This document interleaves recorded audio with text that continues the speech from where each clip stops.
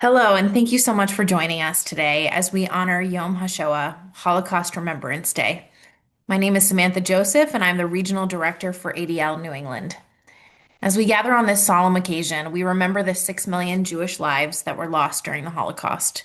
And our remembrance today carries an urgent weight because of the lessons of the Holocaust have never been more critical to our present moment. Right now, anti-Semitism in America is at an unprecedented high. We will soon release data from our 2025 audit, but for 2024, ADL recorded over 10,000 anti-Semitic incidents across the United States, which is the highest level since we began tracking that data in 1979. Perhaps most troubling is what's happening in our schools, where anti-Semitic incidents in K to 12 schools have increased over 400% since 2020. And the majority of Jewish parents are now saying that their child has witnessed or experienced anti-Semitism in K to 12 classrooms or through course materials. At ADL New England, we receive incident reports from K to 12 schools almost weekly basis, and we're continue to work with schools along with our partners on the response. This is why Holocaust education matters now more than ever. ADL Center for Anti-Semitism Research has found that when individuals learn about the Holocaust in school, they are less likely to agree with or believe in anti-Semitic tropes. Students with Holocaust education are more open to differing viewpoints and report a greater willingness to challenge intolerant behaviors in others. We stand at a pivotal moment.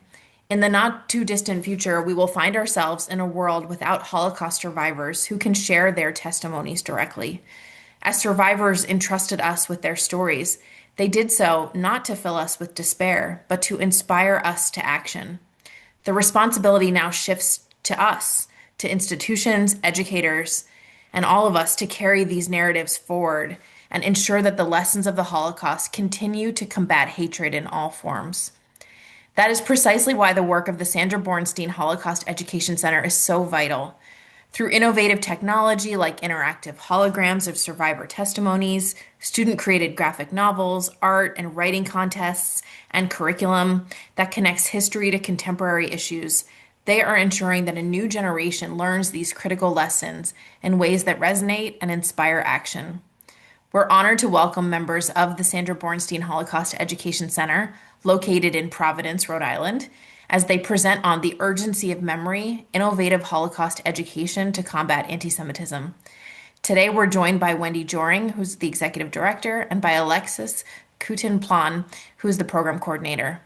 They will discuss how their center uses modern technology and innovative approaches to teach students and community members about the Holocaust. Wendy and her team work tirelessly to ensure that students have meaningful, hands-on learning experiences that go beyond the traditional textbook. And as anti-Semitism continues to rise and survivor voices grow fewer, this innovative education becomes our most powerful tool to ensure that never again means never again. Please join me in welcoming Wendy.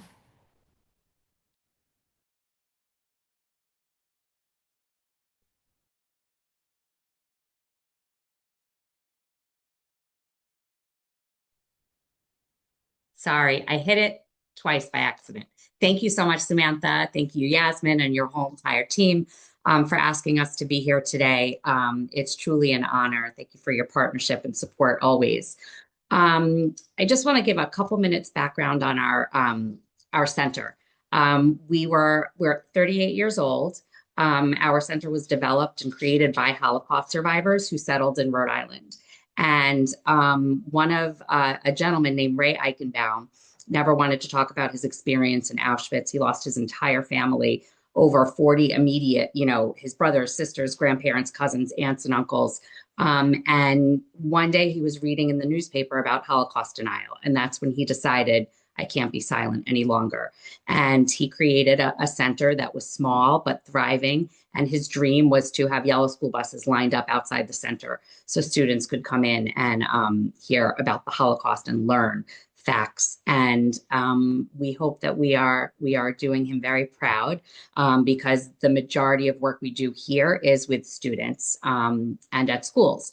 So while reading about history is essential and learning from textbooks, we must do that. But As most of us know, it is so hard to engage students today, and it is so hard to really keep them engaged. And the challenge isn't just teaching history, it's helping students connect and having them find ways that they'll really remember. They won't just hear it go in one ear and out the other. And educators have challenges that none of us could have anticipated 20 years ago, 30 years ago, or even 5 or 10 years ago. And a topic such as the Holocaust, which is so heavy and so complex, requires us to think differently.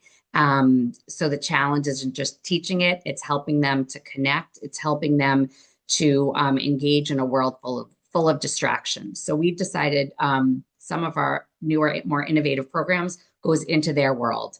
And really, that's really what we have done to try to engage students. So I'm going to tell you a bit about some of the programs and projects that we do here at our center that we work on every day. My colleague Lexi is going to help me by helping me with a short, some slides. And our teaching approach is something that we look at as a cascade and something that's layered, where students learn through curriculum and historical sources. They hear directly from a child of survivor, and it reminds them that history happened to real people who were children, classmates, parents, and neighbors. We really try to say to students, you know, this could be your grandparent, this could be your aunt, this could be your uncle, this could be a cousin. Really think of it like that. And then after, they can reflect in different ways on what they have learned and hear through different sources. So the layered approach helps students move from learning history to truly processing it. So we have developed middle school and high school curriculum, which I'll go into in a little bit. But the curriculum draws on leading resources from institutions such as the United States Holocaust Memorial Museum, the USC Shoah Foundation, and others. And along with that, we have paired different programs. And the first one is the Harold Winstead Youth Interactive Program. And this program allows students to learn directly from our primary sources, from Holocaust survivors who are no longer with us and from children of Holocaust survivors.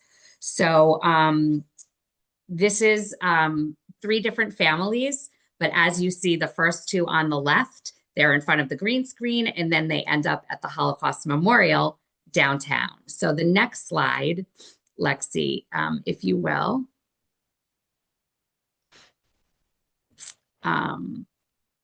If you can go down, Lexi, right down, exactly. So this is Alice Eichenbaum. Well, actually, is this, can you go back one slide? I want to see where you press on the, can you press right on Ruth actually up above? Can you see what happens if you press on her?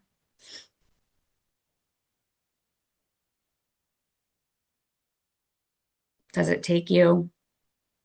And go all the way down, perfect. And now go down. So we're just going to show you about a minute. Lexi, this is go to like 37 seconds. This is the Harold Winstead Youth Interactive Program. And this program, which you'll see in a moment, has allowed us to be interactive in small snippets where students can learn pieces of a person's story, and we have accompanied curriculum to that person's story with it. So let's look at this for a moment.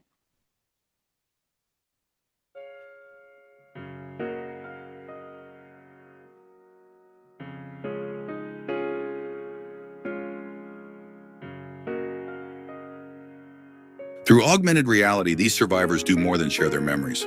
They stand before us, allowing us to meet them face to face. November 9th, 1938, I woke up to pounding on our front door, but before I was fully awake, my father was at the door. The Nazis were forcing the door open, and I heard him say, "I'll go with you as long as you don't bother my family. I'll go with you."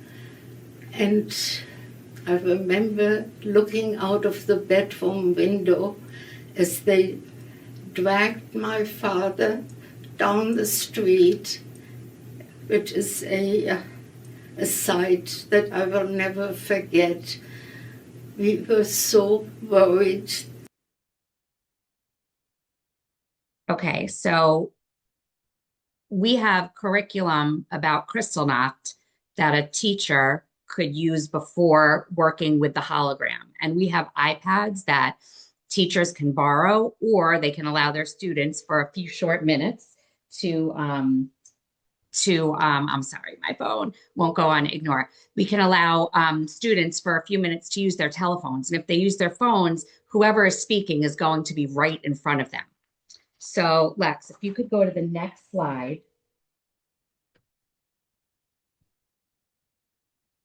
That would be great. Now, another thing that we've done recently, which is really fantastic, is we had a fellow, and I'll give you all a tip. This is a grad student who is interested in archiving. So he is free of charge, getting his internship fellowship with us. He's digitized so much of our inventory. He's just about finished. And this is Alice Eichenbaum. It was her husband, if that name sounds familiar, Ray, who had the vision for this Holocaust Center. And this was recorded in 1995.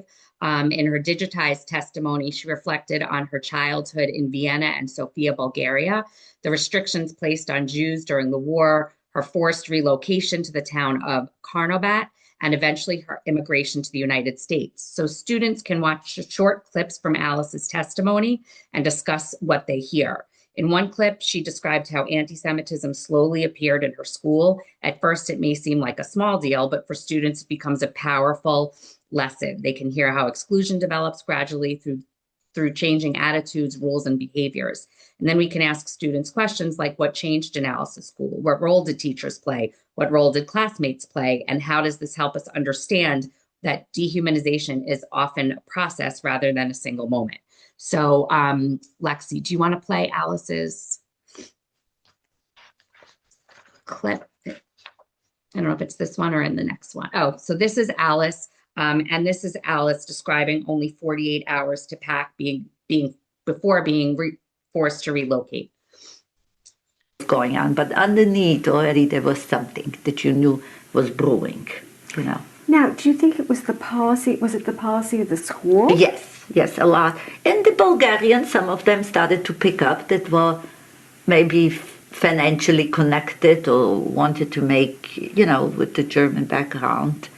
Don't forget the king himself was a German background. He was a Battenberg. You know, his wife Johanna came from Italy. But he was German. So we were worried that he may really sympathize and, you know, and come in. I was still at the German school, but the Germans had not moved in yet. I think the year I left June, the Germans moved in. That could have been 40 or 41. So you see, we were late. We were quite late protected. But I left the school with a very bad taste. The teachers made it unpleasant for me. They just wanted you out, you know, just Judenrein, you know, should have been Judenrein. Can you think of anything specific that a teacher said to you or a child did, apart from not being invited to the parties, but any, and of course when he said don't go to the Jewish stores, but any other incidents? Oh, well, you know, they made their little mean remarks. How would you know you're Jewish? Do you understand? I mean, things started to be very unpleasant. You know, I would go home crying. And why do I have to go back? I hated to go back. I hated to go back to school. And it was just the school. It wasn't my... Okay, so through that, you got to see a little bit of Alice's video. And today, this is something, unfortunately, that resonates with so many. And teachers can have conversations with students about, they can reflect on the experience and what it might feel like. And then students that might even be perpetrators in anti-Semitism, by seeing this visual And by us saying or telling a teacher to say, this could be your grandmother, this could be a relative, sometimes that really resonates in a different way. And then we give questions that the teachers can use to spark conversation. Lex, want to go to the next slide, please? So this is, again, questions. You can go to the next one. Okay, and then this is her reaction, Alice's reaction to receiving the 48 hours and having to relocate. And then we give discussion questions too, but using the map and having that visual so they can really see. And I like how our maps often have many cities listed, because then they could really see it's not just a tiny little place. Like, they really had to leave their home, go far. It goes into, the type of living situation she had. They talk about emotions. It's really, it's something that can really make a strong impact, as opposed to just reading pages and pages or being lectured at. Lex, do you want to go to the next slide? I also are always encouraged to try to talk about local history and people that settled. This is another family that settled here, and it shows what her liberation was like and how it was, just because they got liberated and came here, it was wonderful that they were free, but that didn't end, their trauma and their experience and more hardships that came. So we created a refugee transit and bureaucracy lesson using the digitalized archival material from the Shafranic collection, which is this family. And then students can examine identity papers, travel instructions, passenger lists, refugee documents, and the pieces of paper represent lives in motions, people navigating borders, waiting for permissions, and struggling through complicated bureaucratic systems. And through documents, students learn something important, that bureaucracy wasn't neutral. It could delay rescue, it could restrict movement, it could determine who had access to safety and who did not. And they begin to see it wasn't only a story of destruction, but also a story of transit, of waiting, of paperwork, of things that people very often didn't have education, didn't know about, and they had to really rely on each other to help them figure these things out. Lex, do you want to go to the next slide? So something that has been happening for years at our center, which is really incredible, is the art and writing contest.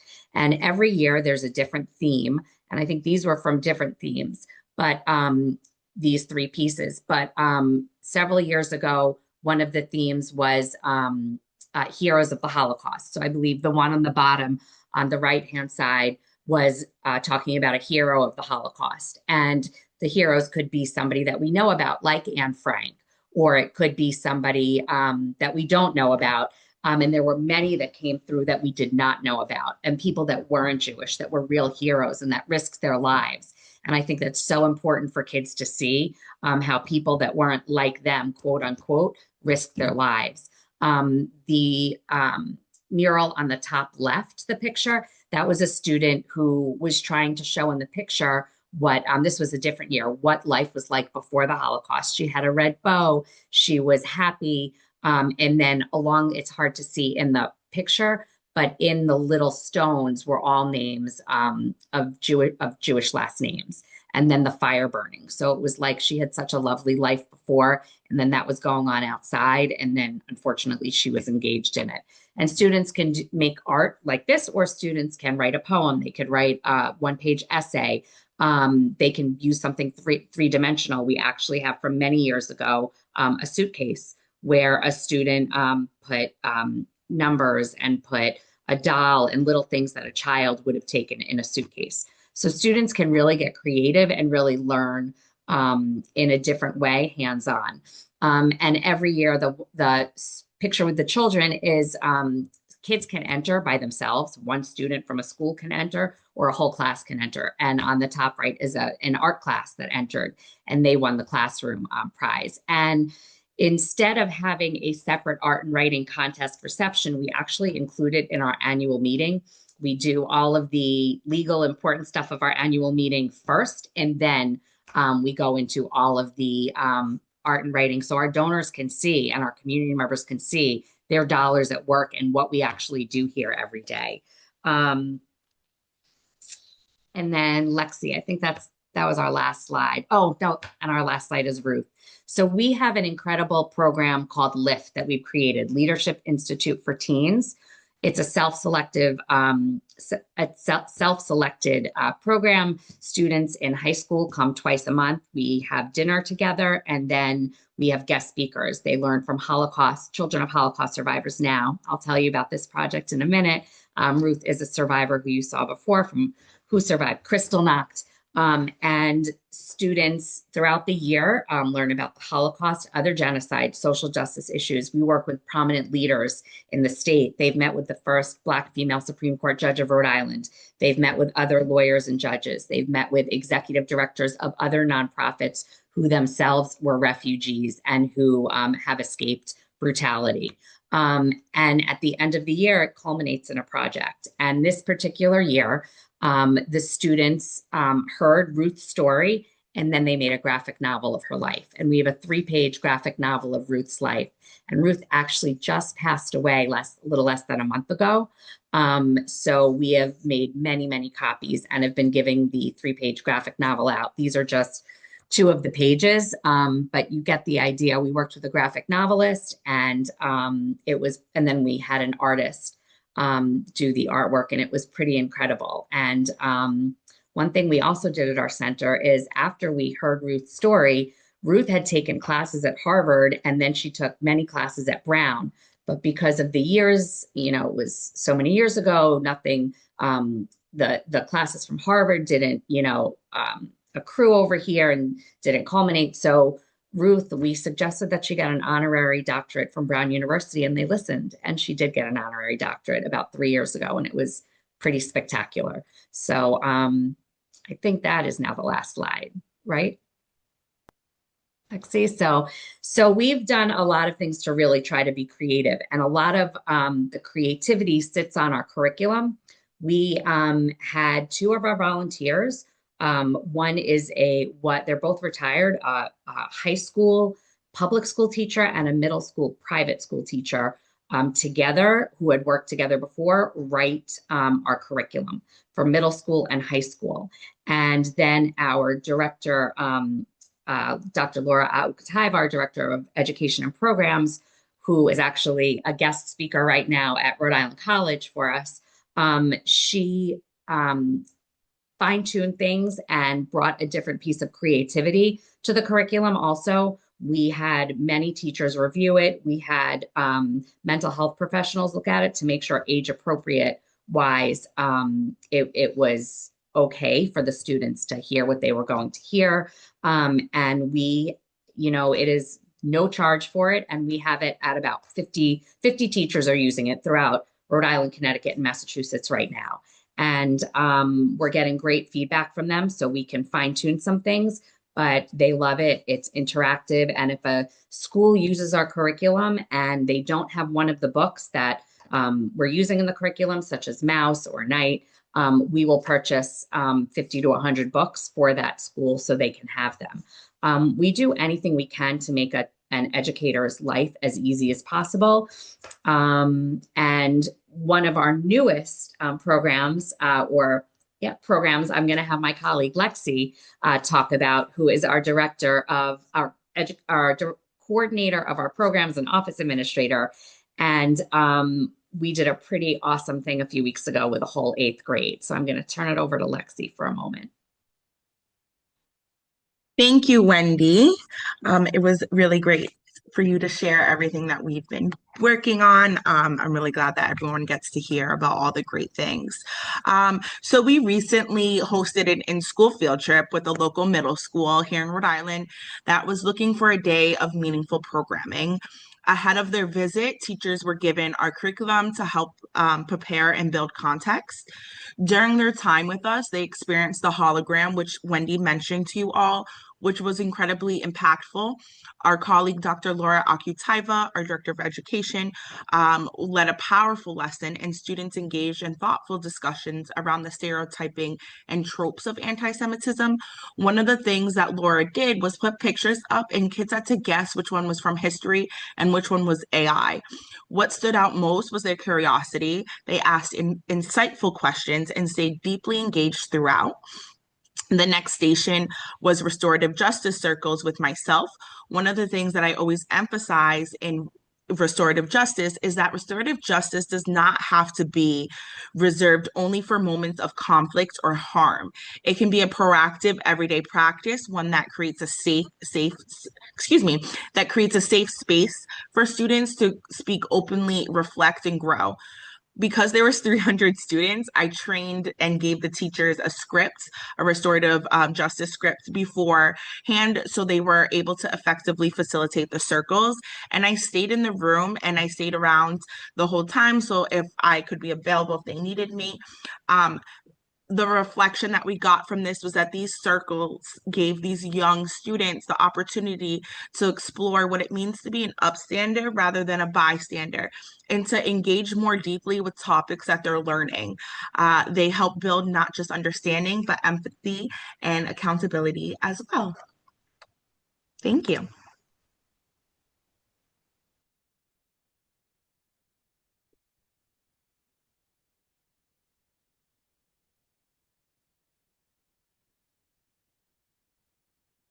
I think at this time, are we taking questions? Sure. Great. So we have a few questions to start out with, and then we encourage anybody who's listening in to put questions in the Q&A, and we're happy to ask them for you.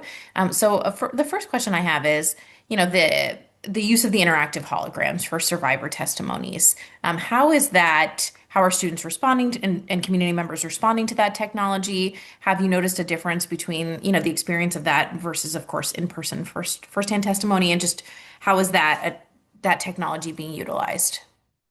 Sure. So there's no replacement for in-person firsthand testimony, without a doubt. And as unfortunately now we really have no survivors speaking. So we have children of survivors, but for people to hear from the survivors, we're using the holograms, and the reaction is incredible. Everybody, at first the kids are like, wow, because if you're holding up the hologram and someone walks like in front of you, they're going to be behind the person. So it's really like they're really there, even more so than how we displayed it in front of the Holocaust Memorial in Providence. And kids are really reacting well to it. What's nice too is that most of them are between 1 and 3 minutes, and I call them bubbles. So when the hologram comes up, the bubbles are the different parts of a person's life. So a kid can click on a bubble and they'll hear about that. And because we have curriculum to that, teachers can divide a classroom up and say, you learn about this part of someone's life, you learn about this part, and then they can teach each other. While the teacher knows everything in case someone makes a mistake, they can really teach each other. And there's so many different ways a teacher could use it for education, and students really are reacting positively to it. That's great. Thank you. Can you share a little bit, given that you're taking this multifaceted approach with graphic novels and art contests, how are you measuring the effectiveness of these different methods, and how are you tracking kind of long-term outcomes? So for a few different things, for the art and writing contest, it keeps getting bigger every year. So that's how we know that that's succeeding. We have a school in South Carolina that contacted us. Actually, Lexi, do you know how they found out about us? Was it just Googling? Yeah, they just did a Google search for an arts and writing contest for Holocaust work, and we popped up and they submitted. So we are doing, it's unconventional for us. It's a new way. Usually, like I said, our art and writing contest is done at the winners of the contest get awards at our annual meeting, but we give everyone certificates of participation. We want kids to know how important it is that they participated. So we'll be online with the school down south that's doing this, because if we can be a resource to them, why not? We also now have kids from Massachusetts and Connecticut that are participating. So it's reaching far and wide. And as far as the holograms are new and our curriculum is new. So we'll be able to track much better now, especially now that we've had 50 teachers this year. Of course, we're hoping to have more next year. So we'll be able to track usage and what's working and what's not and what teachers like and students. And is that through like a survey of teachers on a somewhat frequent basis, or Yeah. Yes, our colleague Laura has been doing frequent surveys. We've already done tweaking. We're already fixing and changing certain maps. So we want to make sure that, again, we want to make their lives easier. So as they use the tool and want different things or want us to add some things, we're doing our best to add. Yeah, absolutely. And I think that allyship is really important, particularly in fighting kind of hate of all kinds. Well, thank you so much for joining us today. It was really important to ADL to acknowledge Yom HaShoah and to elevate the work of one of our partners here in New England. As Wendy has shared, there's a number of important Holocaust education efforts in each one of our states, and we're so glad to have great partners who support work, particularly, both on the proactive education side, but also in response to incidents, as many of them are rooted in, some very problematic anti-Semitic tropes. Groups like Wendy's are, very well positioned to provide education and support in schools after those incidents. So just really appreciate the partnership. It's important. It was important to us to acknowledge this day, for folks. I know probably some people who are joining us today, like Russell, are, grandchildren and children of survivors. And so we want to acknowledge, the heaviness of today and also share, the hope for the future of Holocaust education in the hands of great partners like Wendy and Alexis. So thank you all. Wishing you a meaningful commemoration of Yom HaShoah this year, and look forward to staying in touch if you have thoughts or ideas on how we can continue to work with you to support your school districts around this topic. Thank you so much, Wendy and Alexis, for being here. Thank you for having us. Thank you and for your having us. partnership. All right, take care, everyone.